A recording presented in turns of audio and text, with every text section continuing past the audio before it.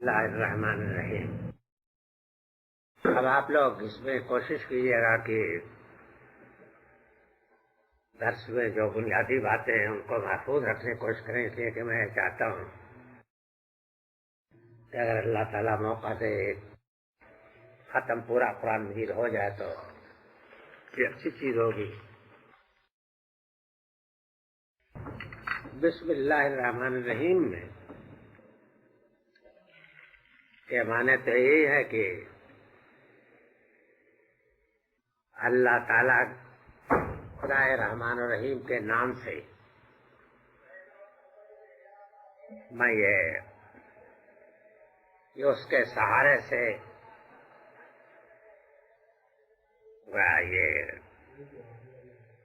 جو اقدام کر رہا ہوں، قرآن پڑھ رہا ہوں یا جو کام بھی کر رہا ہوں وہ کر رہا ہوں، اس میں بسم اللہ میں بے کی وجہ سے تو معنی متعین ہوں گے۔ کیا مطلب ہے؟ میرے نزدیک یہ ہے کہ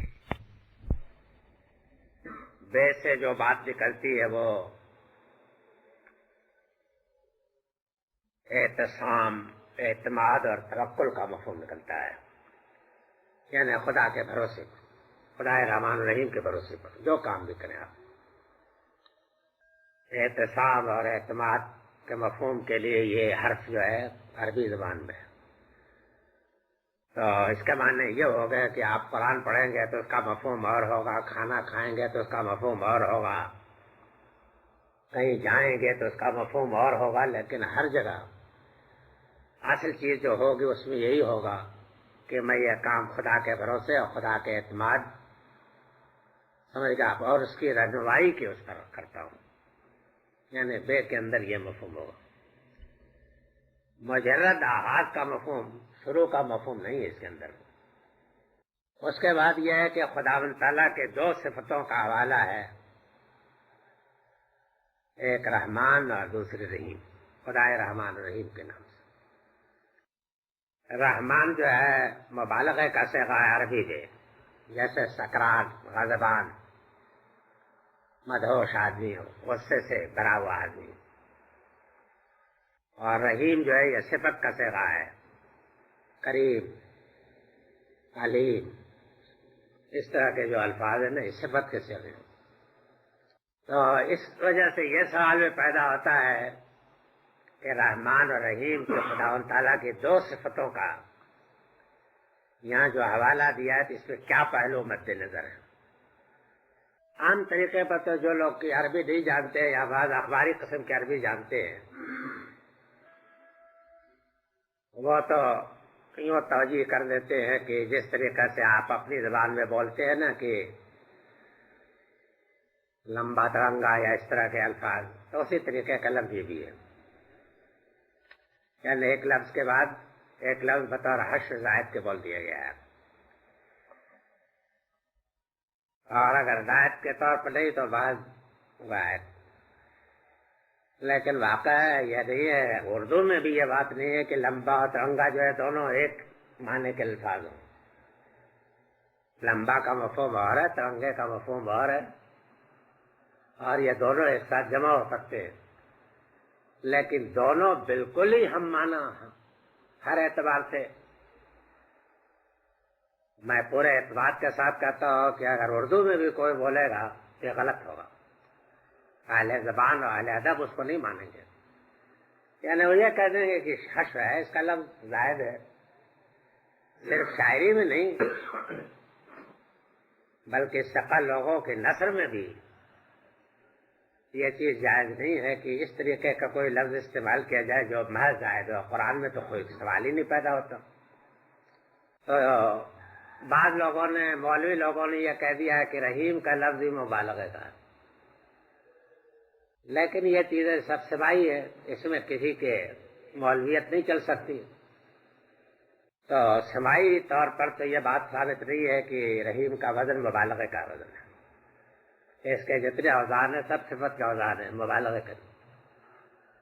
زیادہ سے زیادہ کوئی شخص یہ کہہ سکتا ہے کہ صفت کے صیغے میں بھی بعض مبالغے کے پہلو ہوتے ہیں، ٹھیک ہے، یہ ہے صفت کے صیغے میں، بلکہ میرا نقطۂ نظر تو یہ ہے کہ صفت کے صیغے میں مبالغہ کے صیغوں سے زیادہ زور ہوتا ہے. اس کی وجہ ہے کہ مبالغہ کا صیغہ جو ہے، رحمان کا وزن جو ہے، یہ وزن خاص طریقے پر، یہ جوش ہیجان کے اوپر دلیل ہوتا ہے. اور فعیل کا جو وزن ہے صفت کا، یہ دوام، استمرار، استقلال پر دلیل ہوتا ہے. تو ظاہر ہے کہ معنی کے لحاظ سے اس میں زیادہ زور ہوگا، حالانکہ ہے یہ صفت کا وزن. تو یہ واقعہ ہے کہ یہ لفظ ایک لفظ کے بعد جو ہے غائب نہیں ہے، بلکہ بالکل اپنی جگہ پر ٹھیک ٹھیک آیا، ٹھیک صحیح مفہوم میں استعمال ہوا ہے. اس لیے کہ اللہ تعالیٰ کی رحمت میں جوش بھی ہے اور اس کی رحمت میں پائیداری اور استقلال بھی ہے. یعنی یہ تو نہیں ہے کہ اس نے رحمت کے جوش میں دنیا پیدا کر ڈالی اور پھر پیدا کرنے کے بعد بھول گیا کہ میں نے کیا حرکت کی ہے اور اس کی میرے اوپر کیا ذمہ داریاں ہیں. نہیں، بلکہ برابر وہ اس کی دیکھ بھال بھی کر رہا ہے، لوگوں کی پرورش کا سامان بھی ہے، عدل کا نظام بھی ہے. اور پھر سب سے بڑی بات یہ ہے کہ اس نے ایک روز آخرت بھی رکھا ہے کہ جس دن تمام نیکوکاروں کو سلا دے گا اور بدکاروں کو سلا دے گا. تو یہ رحمت تو پائیدار رحمت ہوئی نا. تو اس میں بسم اللہ الرحمن الرحیم میں اللہ تعالیٰ کی ان دو صفتوں کا حوالہ ان دو بنیادی حقیقتوں کی طرف اشارہ ہے کہ خداوند تعالیٰ کی رحمت میں جوش بھی ہے اور اس کی رحمت میں پائیداری بھی. اور یہ واقعہ ہے کہ اگر کسی کی رحمت میں جوش تو ہو لیکن پائیداری نہ ہو تو ایسا آدمی لاوالی آدمی ہوتا ہے، کھرندرا ہوتا ہے. اس کی کوئی سند نہیں مالنی، کیا حرکت کس جوش میں کر ڈالے بڑی اچھی، لیکن پھر اس کے بعد رات گزر جائے تو پھر اس کے بعد وہ سب بھول بھی جائے کہ کل میں نے وہاں مسجد کی نیو ڈالی تھی. سمجھ گیا؟ تو یہ نہیں ہونا چاہیے. تو خداوند تعالیٰ کی رحمانیت اور رحیمیت یہ دونوں جو ہیں مستقل صفتیں ہیں، یعنی اس کی رحمت میں جوش بھی ہے اور پائیداری استقلال بھی ہے. اس وجہ سے جن لوگوں نے یہ سمجھا ہے کہ رحمان کافی تھا اور اس کے بعد رحیم کی ضرورت نہیں تھی، لیکن جس طریقے سے کہ ہم ایک زائد لفظ بول دیتے اسی طریقے کے لفظ ہے، یہ رائے بالکل غلط ہے. یہ رائے بھی غلط ہے کہ یہ بھی مبالغہ کا صیغہ ہے، اس لیے کہ مبالغے کے دو صیغے، سمجھ گیا آپ، جو دو ایک ہی مفہوم کے لیے استعمال کرنا بلاغت کے خلاف ہے. جبار اور قہار تو دونوں لفظ ایک ساتھ آ سکتے ہیں، اس لیے کہ جبار کا مفہوم اور ہے، قہار کا مفہوم اور ہے. لیکن یہ کہ بینی جبار کے مفہوم کے لیے، سمجھ گیا، درحال ہے کہ ان کے درمیان کوئی فرق نہ ہو، ایک ساتھ استعمال کرنا آپ کی زبان میں ٹھیک ہے اخباری، لیکن علمی زبان میں یہ چیز ٹھیک نہیں ہے. سمجھ گئے نا آپ؟ تو اس لیے جن لوگوں نے یہ کہا وہ بھی ان کی رائے بھی غلط ہے. صحیح رائے میرے نزدیک یہی ہے کہ خداوند تعالیٰ کی صفت رحمت میں جوش بھی ہے اور اس کی صفت رحمت میں استقلال و پائیداری بھی. تو جوش کو تو تعبیر کرتا ہے رحمان کا لفظ، اس لیے کہ وہ مبالغہ کا صیغہ ہے اور مبالغہ کا وہ صیغہ ہے جو ہیجان پر دلیل ہوتا ہے، سکران و غضبان و غرم جیسے. یعنی یہ بھی معلوم ہوتا ہے کہ اس صیغے کا، اس وزن کا ایک خاص پہلو یہ ہے، یعنی اس میں جوش و ہیجان ہوتا ہے. اور رحیم میں پائیداری استقلال ہے، یعنی جو صفت اس سے ظاہر کی جائے گی وہ صفت کی ایسے ظاہر کی جائے گی، جو صفت لازم ہے، مستقل ہے، پائیدار ہے اور ہر مرحلے میں جس کو کہ سامنے آنا چاہیے. تو ان دونوں پہلوؤں کا چونکہ واضح ہونا ضروری تھا، اس لیے بسم اللہ الرحمن کہہ کے کافی نہیں سمجھا، بلکہ رحمان کے بعد رحیم کا بھی لفظ لائے ہیں. سمجھ گیا؟ اس کی وجہ یہ ہے کہ اسی کے لادے کے بعد دوسری یہ بات ہے کہ خداوند تعالیٰ کی ساری صفتیں اگرچہ اس کائنات سے واضح ہیں لیکن سب سے زیادہ جو چیز واضح ہے وہ اس کی رحمت ہے.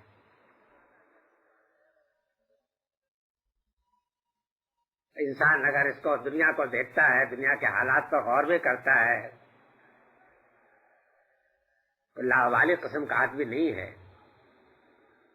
تو واقعہ یہ ہے کہ وہ جب دیکھتا ہے تو خداوند تعالیٰ کی دنیا میں رحمت کا جتنا وسیع مشاہدہ ہوتا ہے اتنا اور کسی چیز کا بھی نہیں ہوتا.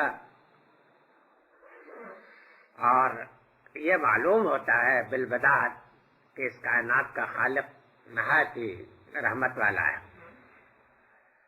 اس میں اگر کوئی اعتراض شبہ پیدا ہوتا ہے تو انفرادی حیثیت سے ہوتا ہے،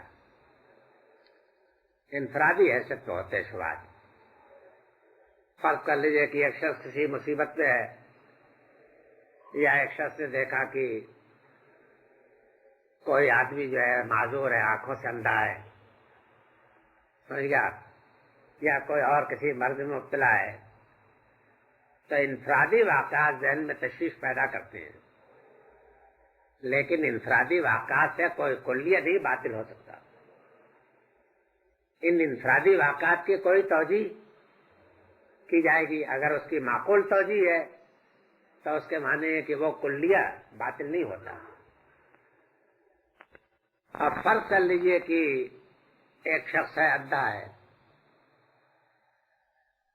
تو اندھے ہونے کی مسئلہ یہ ہے کہ توجیہ ایک چیز ہو. تو حضرت مسیح سے، سیدنا مسیح سے کسی نے پوچھا کہ اے خداوند، خدا تو رحیم ہے، تو یہ آدمی اندھا کیوں ہے؟ تو انہوں نے اس کا یہ جواب دیا کہ تاکہ آنکھوں والوں کو سجائی دے. حضرت مسیح نے فرمایا آنکھوں والوں کو تاکہ سجائی دے، اس لیے کہ آنکھوں والے اندھے نہ بنے رہے. میرے نزدیک یہ ہے کہ یہ جواب بہت عمیق اور بہت گہرا ہے. یعنی اس کی وجہ یہ ہے کہ اگر آنکھیں رکھتا ہوا آدمی، اس کو یہ بھی تو سوچنا چاہیے کہ اللہ تعالیٰ جس نے مجھے آنکھ دی ہے، اگر جو چاہتا تو نہ بھی دیتا، لیکن جب دی ہے اس نے تو مجھے اس آنکھ کی قدر کرنی چاہیے. تو یہ تعلیم جو ہے اندھے کو دیکھی کہ مل سکتی ہے. اگر کوئی اندھا نہ ہوتا تب تو اس کا کوئی تصور نہ ہوتا، آنکھ کی صحیح نعمت کا قدر کیا نہیں ہوتا. اسی طریقے سے فرض کر لیجئے کہ کوئی امیر غریب ہے، سمجھ گیا، تو یہ بھی اس لیے ہے کہ تاکہ امیروں کو ہوش میں لائے کہ جس خدا نے آپ کو کان میں بیٹھایا ہے وہ چاہتا تو ریڑے کھینچنے والا آپ کو بنا سکتا ہے. اس کے اختیار کو کوئی چیز باطل نہیں کر سکتی.